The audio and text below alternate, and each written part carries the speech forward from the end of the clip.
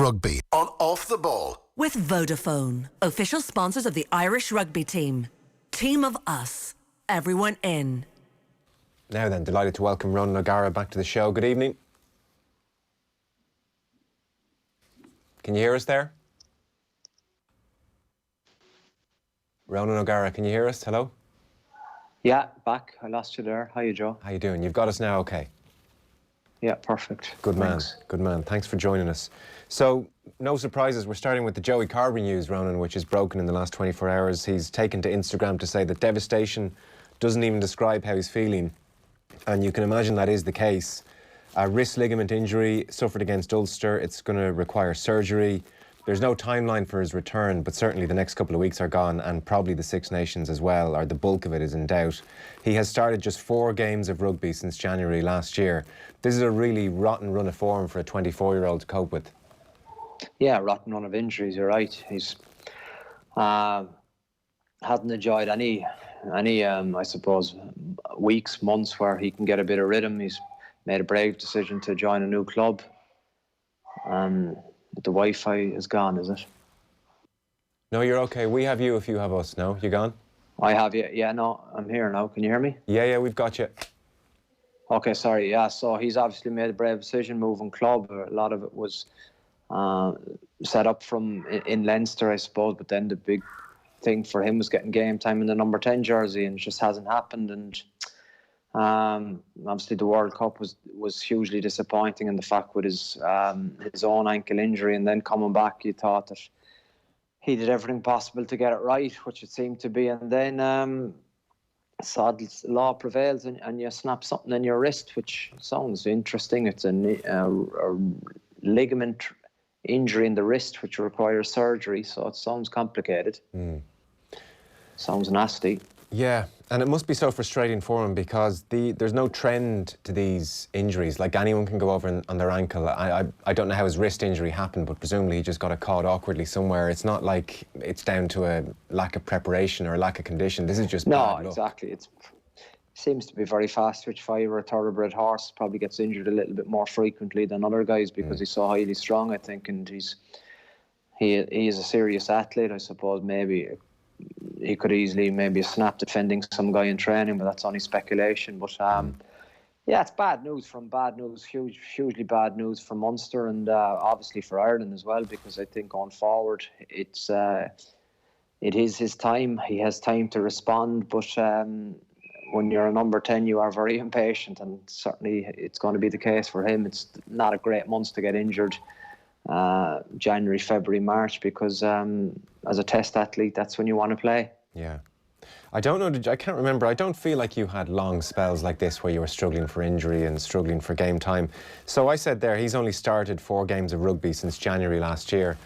And obviously the reason he moved to Munster was to accelerate his development. Can you develop yourself at all as an out-half on the sidelines watching others play? Like, is there any value in him trying to study other players? Yeah, or really, do you need to be out there? No, I think you can to a point. It is every injury is an opportunity to come back better, and a lot of people don't accept that. But I think if it's from his point of view, now he has a great capacity to work the lower half of his body, and his wrist will be protected very much so he can get a massive chance to work on his speed and his acceleration and his leg strength. But he can get a lot of video work done, but nothing beats, it's the same as in any sport. You kind of need to make mistakes, and you need to minutes in the saddle, and he just hasn't had that. I think he had a great run when he started to Munster, even in his first touch. I think he either scored or set up a score for the team he was in, and he became a big hit in Munster, and the supporters down there are big fans of his, and he's a quality player, but it's tough at the minute, but he needs to be mentally strong, but I think he is. So, I think Munster will feel the pinch, but I think Ireland will as well, because he is a guy who can change the game, whether he starts or whether he comes on. Let's deal with Munster then in the short term, because things are going from bad to worse for them really here. It's a hell of a run that they're on. Their general form, 2 wins from 7 games.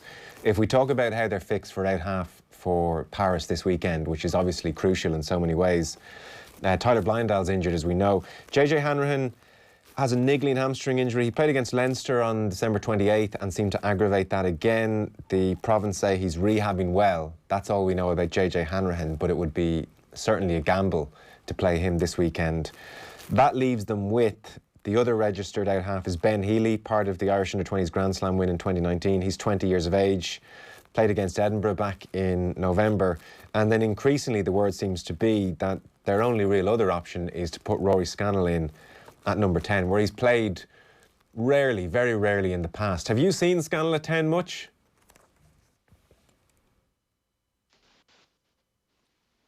I'm back, yeah. So Rory Scannell, I think, obviously,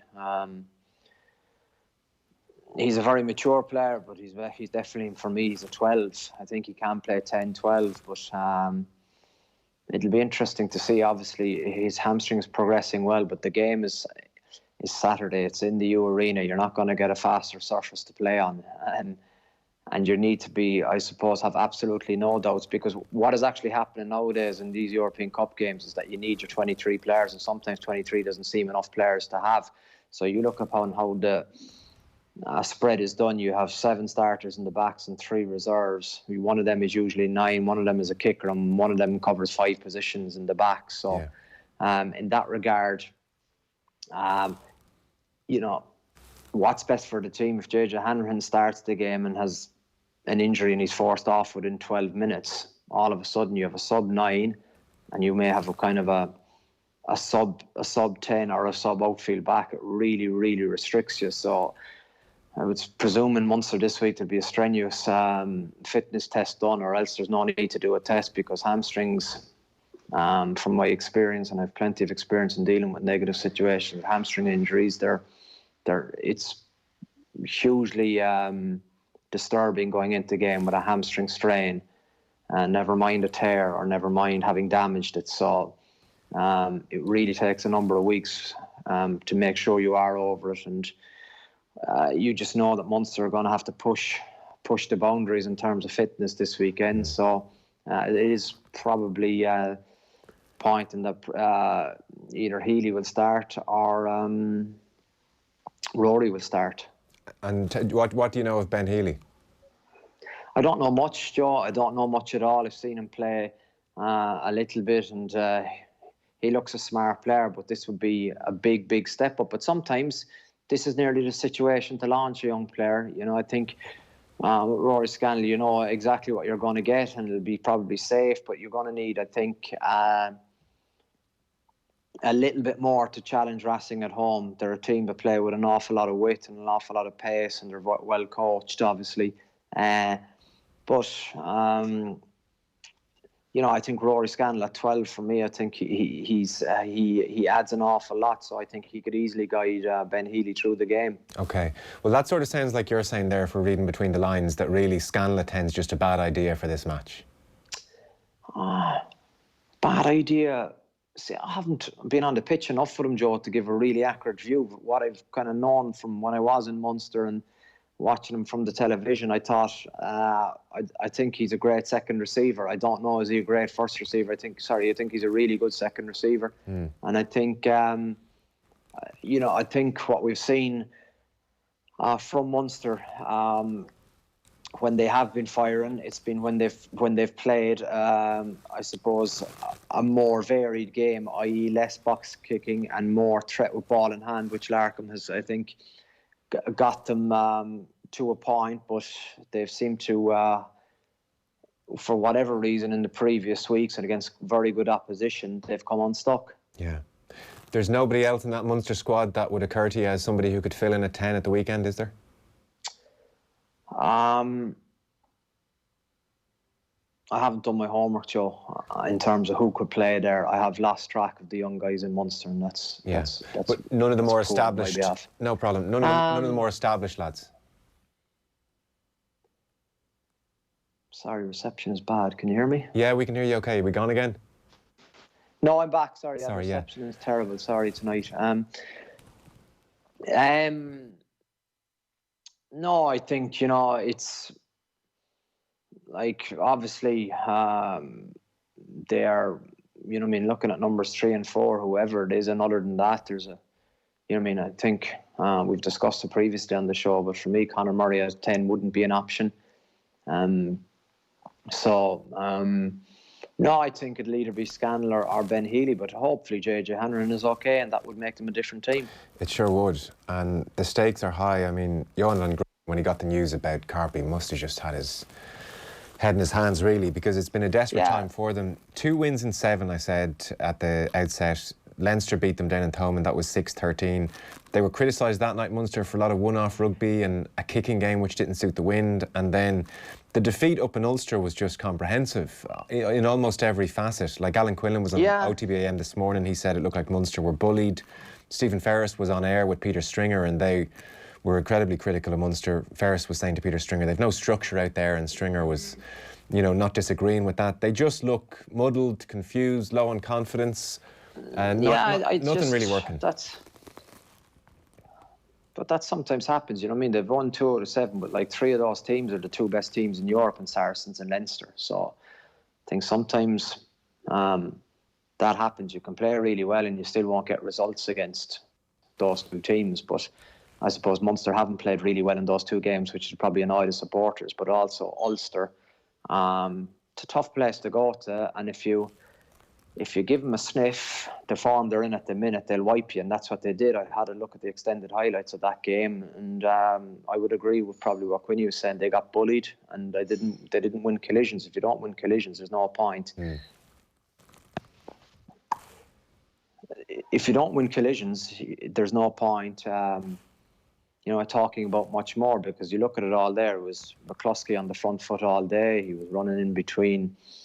Munster were running into bodies, and McCluskey was running into weak arms, and he was getting the game line every time. And they have a lot of threats. They're full of confidence at the minute. You can look at Ulster, I think. There is real belief in how they're playing. I think they probably have had we're aware that they've addressed, I suppose, maybe their mental frailties that they feel internally that they have possessed maybe in the last 5 years when it comes to crunch moments. And that's obviously something that has been discussed, and there's an honest forum, I think, resurfacing in Ulster that mightn't have been there for a long time. So, I think from Munster's point of view, after that, it was still a hugely disappointing performance in the fact that Munster had a good team, and to be well beaten, the final scoreline suggests 21. It could have been easily 30 points, which isn't ideal. So from Munster's point of view, this weekend is the game. Yeah. This is the game, and what gives me a little bit of optimism is, irrespective of previous form, there is a history at Munster in producing when it's at its when it's most needed. And I know that's probably weighing a little bit on history. You have to see a little bit more form from them, but I suppose the old Munster in me would say that the players will have to take control of this week. That was always what happens for crunch games and European Cups. The players own those weeks, and there has to be a response this week. There has to be. What did that mean in your experience when the players owned these weeks? Yeah, it was great. It just started with a Monday morning in terms of maybe official meeting might be 10 a.m, Joe, but you could have, you know what I mean, Jim Williams or Axel or McGalway or Paul O'Connell calling a meeting. So before the staff thing, did you get that, or did we lost you briefly? You were just saying before the staff came in. So yeah, before the staff came in, there would have already been an unofficial meeting, which was kind of, okay, this is what this week looks like, lads. This is what's at stake. And I think at that time, especially for an away game, there was felt a huge responsibility to perform, because Munster do get massive travel and support, and I think that'll be no different this weekend. But I suppose just on top of the fact of a depressing few years in the province, there needs to be a response this weekend, but that's not taking into account the class of opposition they will be facing, because Racing have an awful lot of good players, and they have, I suppose, 2 ex-Munster men in key positions. Obviously, one is injured and won't feature, but Donnacha Ryan has had massive joy in picking apart Munster teams since he has left, and there's a big skill and a big I suppose, what's the word? There's a massive amount of appreciation has to go towards someone like Donnchadh Ryan in his capacity to be able to do that, because he's highly intelligent, but also in terms of, I suppose, how he spreads his message around the Racing players. So Munster will respond, but obviously Racing will have a plan of their own in the game in Thomond Park. It looked like Racing were a better rugby team with better players, but they didn't kill Munster, and Munster had that dog in them to keep coming back at them. But on this day, on an indoor arena, you know what I mean, the form of Atakawa, Siobhan C, Imhoff, Doolan and Teddy Thomas, Iberin, Machino, Finn Russell. Finn Russell's having his best rugby season easily for me, because he's producing a consistent level of performance that he hasn't in the past. And defensively, he's fronting up. He was very good against this season. And also, I think his capacity to run the game, I've been very impressed with him. So it's going to be difficult for Munster, but I think what they will be saying to themselves all week is that they have to front. Because Van Graan has given an insight into what the last couple of weeks have been like, and there's been the Andy Farrell get-together and players rested the player welfare protocols, and he was saying we just have had no continuity. Our top 12 guys weren't with us for 2 weeks. Ulster only had 2 players who had to go on a break. You can see it in their play. They've had a lot of continuity in selection, and he was developed that point in various places. And the fact is that, you know, you talked about the dominant collisions up in Belfast. Jean Klein is back, CJ Stander is back, Chris Farrell is back, so there's a bit of heft back this week. And so if we build a case that Munster might pitch up in Paris in better shape, and, you know, that kind of residual heritage means that they've taken ownership of the week and they're in a good place. How do you make life tough for Racing on that artificial pitch? Do you hold on to the ball all day? Do you kick it down their throats all day? What's the best way to go about taking on Racing? I think you have to mix it. I genuinely do. I think what you got to do with Racing is you got to really take them through the phases. And I think from an Irish point of view, the one area that we'll have an advantage on will be in their fitness. But like, to be able to do that, you got to be really accurate in your cleanouts, and you have to be really accurate in holding the ball, because if you kick it aimlessly to Teddy Thomas and one Imhoff and Breeze Dillon, you're going to be under your posts. And you can only give them away. If you concede more than 3 tries, the likelihood is you won't win this game, even though it is a fast indoor disco arena, and the frequency of scores is higher than obviously an outdoor pitch in the middle of winter. But I think where you potentially can go after Racing would be trying to build them through phases, tap into their because of, I suppose, the culture in Irish environments and sporting environments, especially in the provinces, how disciplined the Irish teams are and how miserable they are with giving away penalties. That has to be a huge advantage. But also, I think what you find with Racing is that the fact that they can be caught narrow at times. So Munster will have to go to width at times. The route one will not work, and one-off runners will not work. And it's hitting Farrell up will not work, because they'll be ready for that. There will have to be, I suppose, wrinkles off that in terms of in and around that, with the capacity to change the point of attack. Otherwise, it'll be a long afternoon, because Racing, have a good history in European Cup, and it's unfinished business from their point of view, and they eye a great opportunity in terms of they qualify if they win this weekend. Yeah. I mean, the worry for Munster, you talk about there the artificial pitch, and it leads to more tries. Munster, both in Europe and even in the Pro 14, are well down the try-scoring charts. They're just not finding scores easy to come by.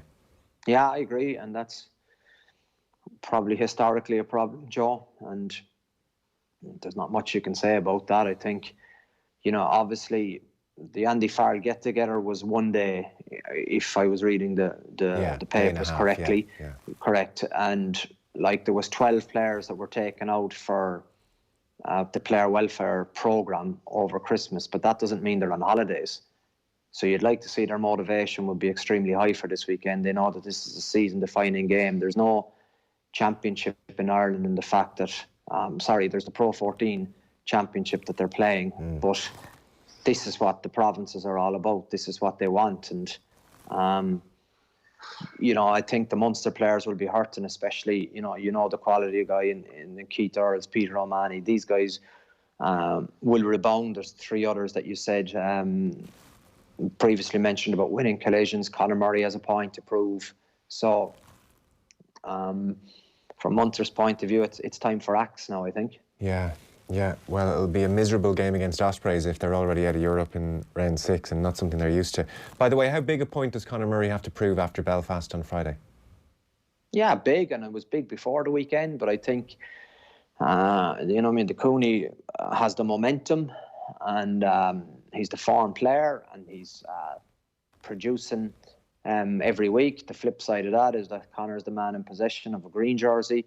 At the minute, if you were going white versus red, it would be white, but then I think that would be negligent in terms of doing a thorough debate on the position, because Cooney is a points gatherer for Ulster. Will he have that role for Ireland, irrespective whether he starts? You wouldn't think so. He seems to be, I'm sure he'll attract the attention of French clubs if he continues in the form he is, because they love a 9 that can goal kick.